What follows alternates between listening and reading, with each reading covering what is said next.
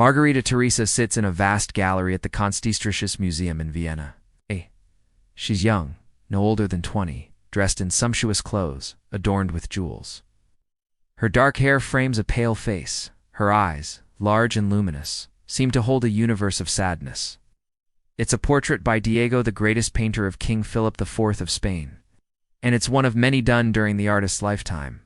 Together, they tell the story of Margarita Teresa, but not the one you might expect. Born into the Spanish royal family in 1651, Margarita Teresa was the daughter of King Philip and his second wife, Mariana of Austria. Her parents were uncle and niece, a common practice in the Habsburg dynasty, which prized blood purity over all else. The king doted on her, calling her mi tesoro, my treasure, and surrounded her with the finest tutors and artists. Who had come to Madrid from Italy, was commissioned to paint her portrait for the king. And so he captured her likeness again and again, as though trying to trap her essence in oils and canvas. In one painting, now in the National Gallery in London, she wears a magnificent gown of deep red, symbolic of Spain's imperial power. In another, she is bathed in the soft light of dawn, representing the new life her marriage would bring to the Habsburg dynasty. But these works, meant to celebrate her, also hint at a darker reality. Like all the court, knew that Margarita Teresa's life would be shaped not by her whims, but by her family's designs. And so he wove into his portraits a sense of foreboding, a premonition of the gilded cage that awaited her. You see, the Spanish Empire, for all its wealth and power, was dying. Wars had drained its coffers. Famine and disease ravaged its people, and the once mighty navy was a shadow of its former self within the Habsburg dynasty. There was only one way to ensure its survival: tighten the circle of blood, marrying within the family, sealing alliances with other royal houses. For Margarita Teresa, this meant a life mapped out before she could walk. She would marry her uncle, Leopold, the future Holy Roman Emperor, cementing ties between the Spanish and Habsburg thrones. But this was not a love match. It was a transaction, a means to an end. And, with his genius, understood this. He knew that Margarita Teresa, for all the adulation she received, was destined for a fate worse than death, a living death within the walls of an alien court. Her childhood was spent in the sprawling palace in Madrid. Her days were filled with the trappings of royalty, fine clothes, exquisite food, endless flattery. But she was never allowed to roam the palace freely. Her every move was monitored by her counselors, her every word measured. She was a prisoner in a gilded cage, her wings clipped by duty and tradition. Even her education was carefully designed to mold her into the obedient bride. She learned languages not to enrich her mind, but to facilitate her role as an imperial consort. Literature, philosophy, all were bent to this purpose. Music, art, dance, they were not pursued for their own sake, but to make her more attractive, more desirable. Every skill, every accomplishment, every virtue was a brick in the wall that imprisoned her in a gilded cell. Margarita Teresa's fate was decided long before she reached the age of consent. Her uncle, Ferdinand, Holy Roman Emperor, had died without a direct heir, leaving the throne to her uncle Leopold.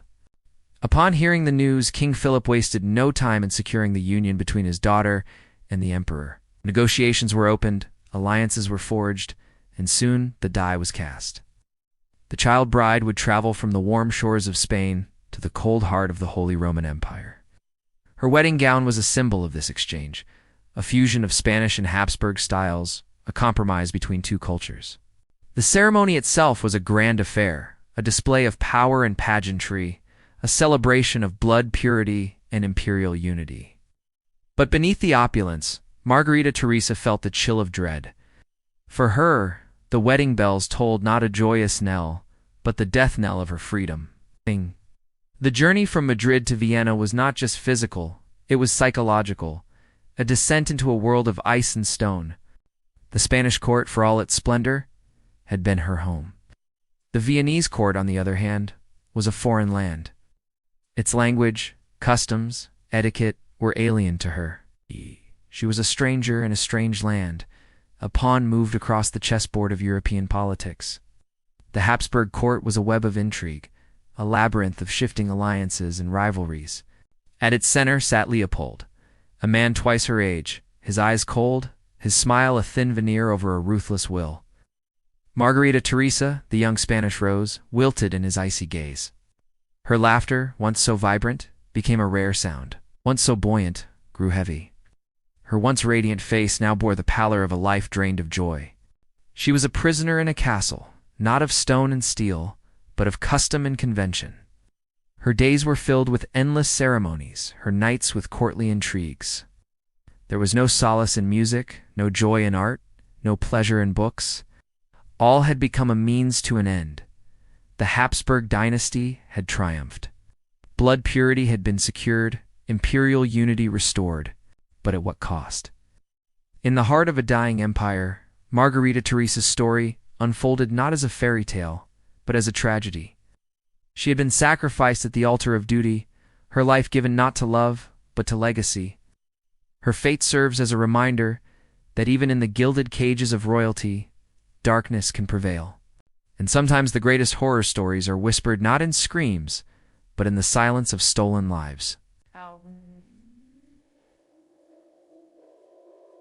Remember this as we continue our journey through time. If you wish to be part of this exploration, please subscribe to Dark Hours Archive. Your support allows us to keep these stories alive, ensuring that history, in all its shades, continues to captivate and inform. Thank you for listening. Till next time, may your days be filled with the light of knowledge and your nights with the wisdom of the past. As Margarita Teresa grew into her early adolescence, the boundaries of her world became both more dazzling and more suffocating. From the outside, hers was a life of wonder, golden halls, endless processions, a retinue of servants who ensured that she never lifted a finger. Yet inside those very walls, she learned a darker truth, every fragment of her identity.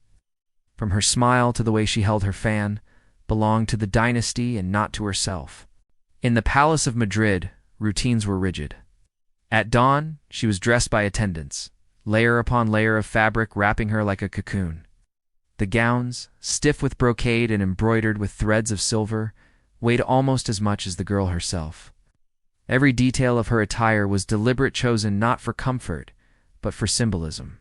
She was a Habsburg, and the Habsburgs were meant to be seen as unearthly, untouchable, embodiments of a power that did not bend to the ordinary rhythms of life. Her tutors were chosen carefully, drawn from among the most loyal of the court. They instructed her in Latin, French, and German, in etiquette, in history, and in the endless rituals of Catholic devotion. But none of these lessons were truly hers to claim. They were rehearsals for her role in Vienna. With each passing year, her mind was shaped less by her own curiosity and more by the weight of expectation. And yet beneath the surface of all this preparation, whispers circulated. The Habsburg line was failing. Centuries of marriages between uncles and nieces, cousins and cousins, had weakened the dynasty's blood. Her own half-brother, Charles II of Spain, would one day inherit the throne, a boy, already marked by frailty, whose birth was seen less as a promise and more as an omen. Margarita Teresa could not have known the medical words we use today, but she saw the truth with her own eyes. Her brother's sickly frame, his halting speech, his pale complexion. He was the embodiment of a dynasty cracking under the pressure of its own obsession with purity. The courtiers looked to Margarita Teresa differently because of this. She was not just a daughter anymore. She was a possible salvation. If her brother faltered, she might inherit Spain. If her marriage to Leopold proved fruitful, she might secure the empire itself. The double weight pressed down upon her fragile shoulders, though outwardly she was still only a girl. Painted in glowing colors by and celebrated in courtly festivals, but those portraits conceal as much as they reveal. Look closely and one can see it. The stiffness of her posture, the distant look in her eyes. She is dressed like a queen, though still a child. She is surrounded by symbols of joy, yet her expression is grave. Whether he intended it or not, captured the paradox of her existence. She was both central and invisible, central to the survival of the Habsburgs, but invisible as an individual with her own desires. Her mother, Mariana of Austria, understood the stakes all too well.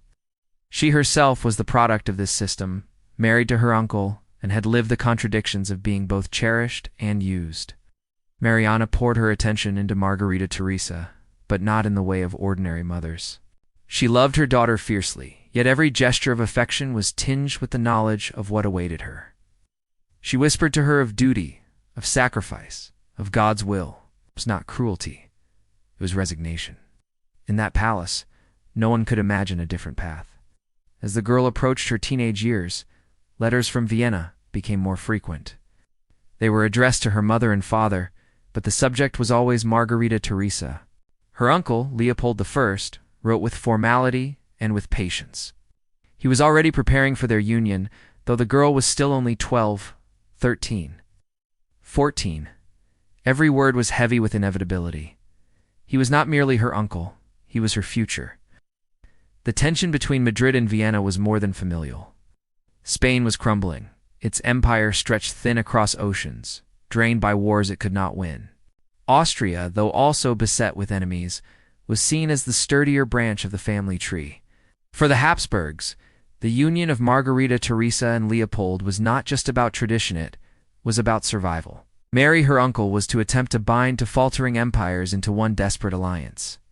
And so, even her play became political. When she danced in the palace halls during festivals, it was as much a rehearsal for her bridal duties as it was a celebration. When she smiled, it was noted by courtiers who wrote to Vienna of her health, her beauty, her demeanor. She was evaluated constantly, her every gesture transformed into data for a dynastic transaction. The girl who once played with dolls now played with symbols. Instead of toys, she held rosaries. Instead of childish games, she participated in solemn processions. Her world narrowed, and with each narrowing, her freedom dissolved. Still, she found small rebellions, glimpses of a soul that refused to be entirely erased. Servants recalled her laughter echoing through the palace, her fondness for small animals in the royal gardens, her moments of genuine curiosity in her lessons. These fragments reveal a child who still sought joy, even as the shadow of her fate grew longer each day. But time in the court of Madrid did not wait for joy. By the age of 15, Margarita Teresa was no longer spoken of as a child.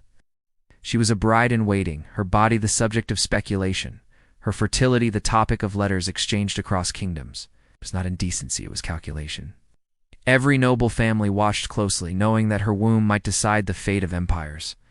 The girl who had been called the jewel of the royal house now shone brighter than ever in the eyes of Europe. But like a jewel, she was also cold, faceless, and set into a crown not of her choosing. The walls of her palace, decorated with frescoes and tapestries, became tighter than ever. They were walls of silk and marble, but they were also bars of a prison. She was adored, but she was not free. She was prepared, but she was not allowed to choose. She was celebrated, but only as a vessel. By the mid-1660s, when she was barely 16, the marriage contract was finalized. The letters became declarations. The courtiers became messengers of certainty. The stage was set for the next act of her life, the departure from Spain, the crossing of mountains, and the binding of her fate to the uncle she had never been allowed to refuse. This was the tragedy of her adolescence. A childhood smothered by expectation, a youth stolen by politics, a heart shackled before it could even choose to beat freely. In every portrait painted of her, in every description written by courtiers, one can see the paradox. She glows like royalty, yet behind the glow, there is only the dim light of captivity. Her golden cage was almost ready to open, not to release her into freedom, but to deliver her into another prison, one even colder, even farther from the world she knew. Hello, everyone. In the heart of 17th century Europe, amidst the opulence of the Spanish and Habsburg courts, there lived a young princess named Margarita Teresa. You may know her better as the subject of one of the most famous paintings in the world, Las Meninas. But her real-life story is far more than a pretty picture.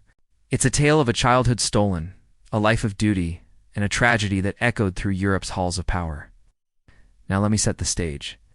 The year is 1666. Princess Margarita Teresa, just 15 years old, is preparing for a wedding. But not just any wedding. No, this is a royal event of the highest order, the kind that shakes the foundations of Europe. She is to marry her uncle, the Holy Roman Emperor Leopold I. Talk about a family affair. Now, you might think I'm making some kind of joke, but this was standard practice back then. I mean, think of it as keeping it in the family. But jokes aside, this marriage was about power, legacy, and unfortunately, a good old-fashioned money grab. To the Spanish, this union was a lifeline to their fading glory. To the Austrians, it was a way to shore up their bloodlines. And as for Margarita, well, let's just say she was a pawn in a game where there were no rules. The wedding was a spectacle, a grand affair full of pomp and circumstance. The streets were decked out, the church was resplendent, and young Margarita, all decked out in pearls and fine clothes, looked like a real-life princess. But behind the veil of that innocent facade, there was a storm of emotions brewing. You see, Margarita wasn't just a pawn in a political game. She was a human being with hopes, dreams, and a life that was brutally cut short. I mean, can you imagine being just 15 and having your whole life mapped out for you? No childhood, sweetheart. No chance to explore the world. No freedom to make your own choices. All you know is that you re a princess, and your future is decided by men sitting in high places. As the years rolled on, Margarita's story took a darker turn. She became a mother, bearing children as if her body were a factory churning out heirs. But this wasn't some fairy tale.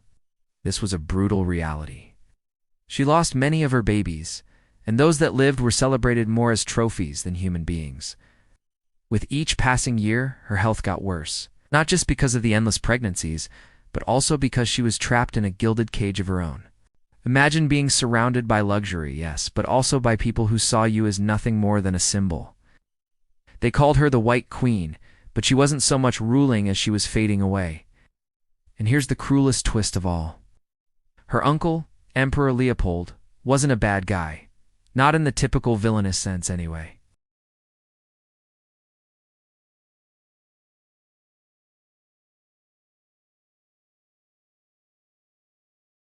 So what was life like for Margarita Teresa? It was a blend of grandeur and gloom, duty and despair. She performed her role as empress flawlessly, but behind closed doors, she was just a girl missing her home, her friends, and her old life. There was no escape. The wedding bells had tolled not just for her, but for her entire future. And that's the tragic tale of Margarita Teresa, a life confined within four walls of a gilded cage. If you liked this video, stay tuned for more. When you think of the most beautiful women, names like Cleopatra, Helen of Troy, or Marilyn Monroe might come to mind. But there's one woman whose beauty transfixed an entire nation and inspired one of the greatest paintings of all time. Her name was Margarita Teresa, and her story is one of tragedy. This is the series where we bring you the stories of women who changed the world. Join me today as we look at the sad tale of the most beautiful girl in the world. Margarita Teresa was born on April 12, 1640, in Madrid, Spain. She was the daughter of King Philip IV and his wife, Queen Mariana of Austria. From the time she was born, she was surrounded by luxury. The Spanish court, one of the most sophisticated in Europe, doted on the royal children. For Margarita Teresa, this meant a lavish upbringing, the finest clothes, the rarest toys, and above all, the warmest love of a family. She was especially close to her father, who, despite being busy with royal duties, always made time for her. It was he who first noticed her burgeoning beauty and remarked that she was the most beautiful girl in the world. As Margarita grew up, she blossomed. Ow! Her beauty, according to court chroniclers, was of the delicate variety. Ow. She had a heart-shaped face, large dark eyes, and long flowing hair. Her complexion was the color of alabaster, and her lips red as roses. She was a picture of perfection, the kind that artists like Diego Velázquez would immortalize in canvas. And immortalize her he did in his painting, Las Meninas. The Infanta Margarita is the central figure of the painting, though she is not looking directly at the viewer. Instead, she gazes off to the side, her eyes following a jester holding a small dog.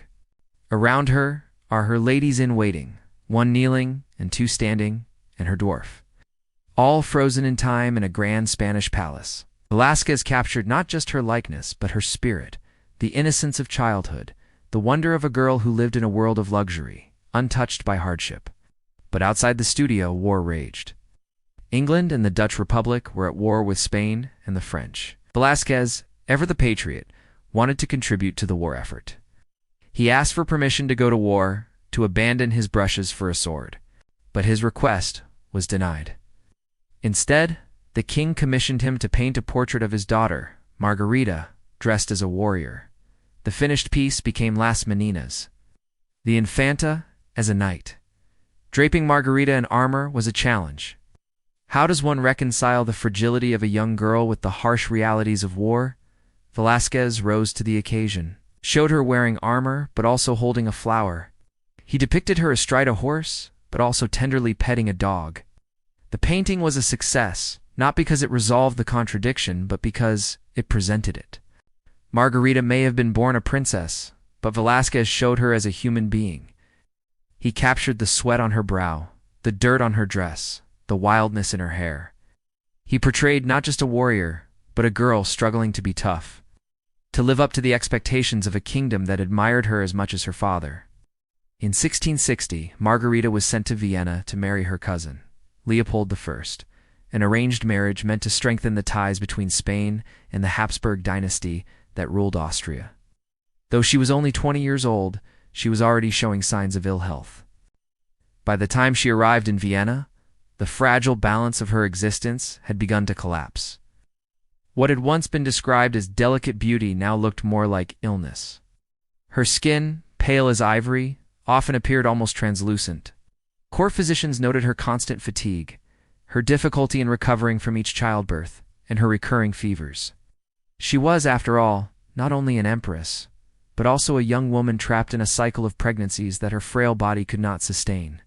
The Habsburgs had long been plagued by the curse of their own blood. Generations of intermarriage had narrowed their gene pool, weakening their descendants and making them prone to deformities, infertility, and early death. Margarita Teresa, born into this web of dynastic pride, carried those marks silently in her body. Every child she bore, sometimes celebrated with fireworks in Vienna's streets, was another wound to her health. Some of her children survived only a few days. Others never left infancy. Each funeral bell that tolled in Vienna's cathedrals echoed like a cruel reminder that the price of royal continuity was personal devastation.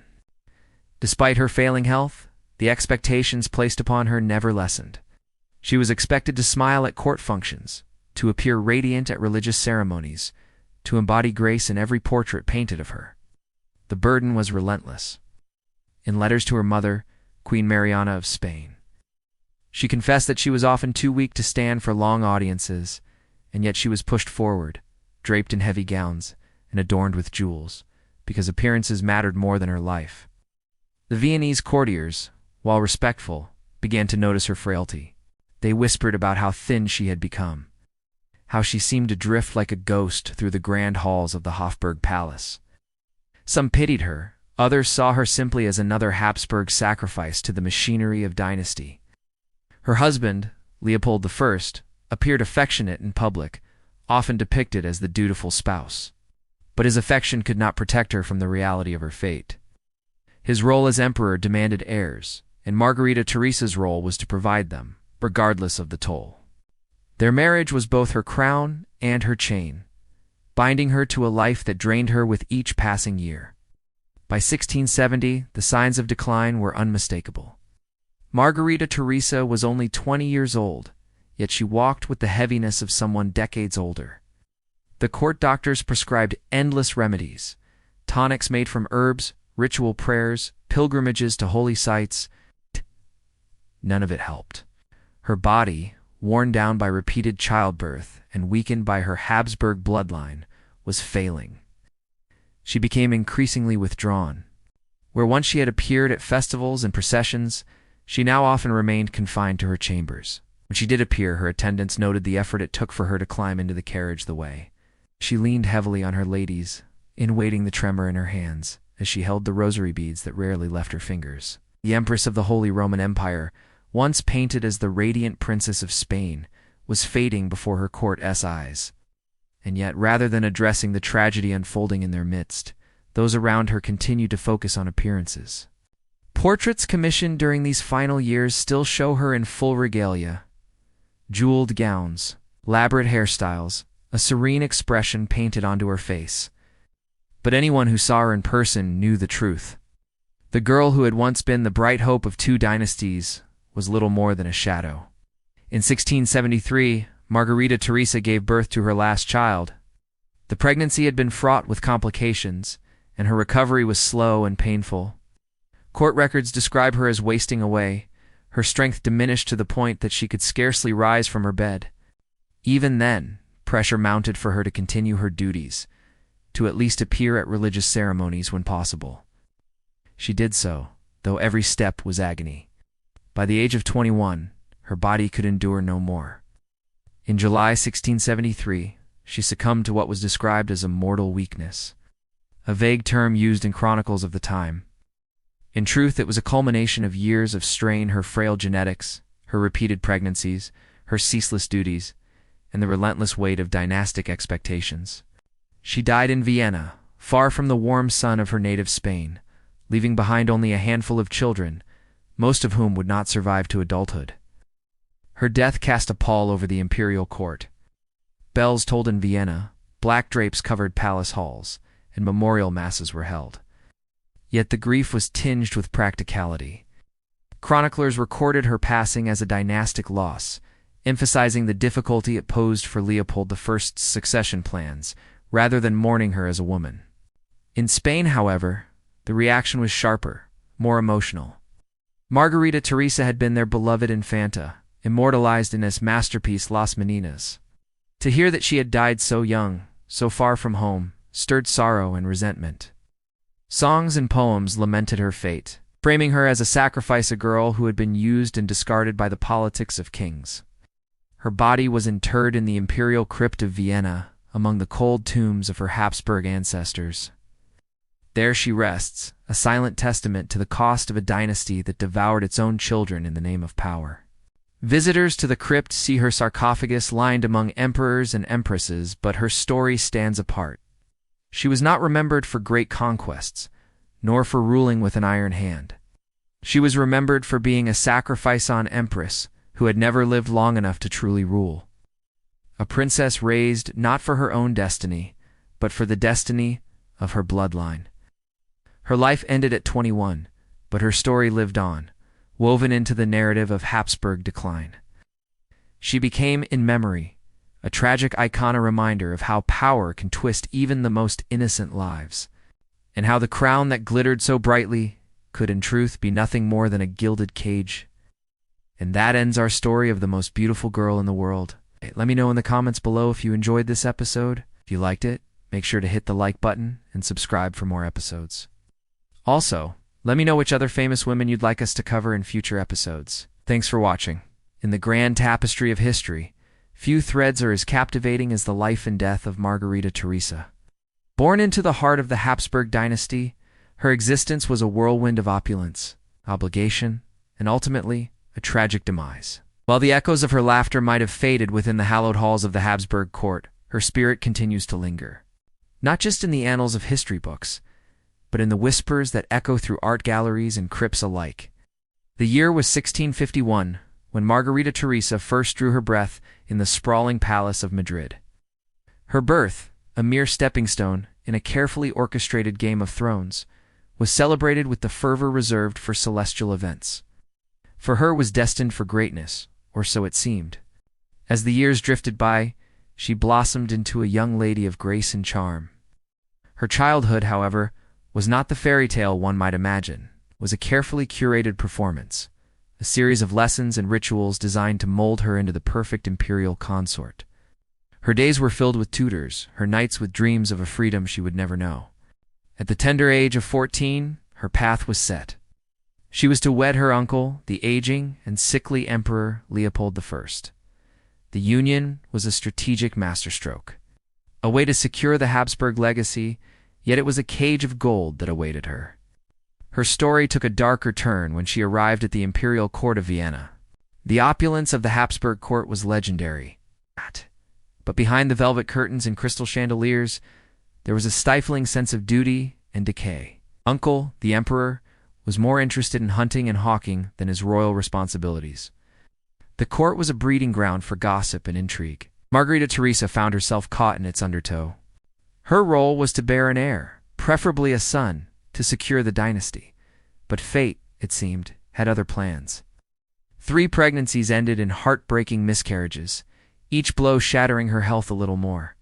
The relentless pressure bore down on her, sapping her joy and vitality.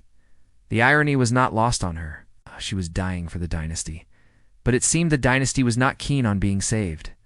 The turning point came with the birth of her daughter, Maria Antonia of Austria. At last, a child to carry on the bloodline.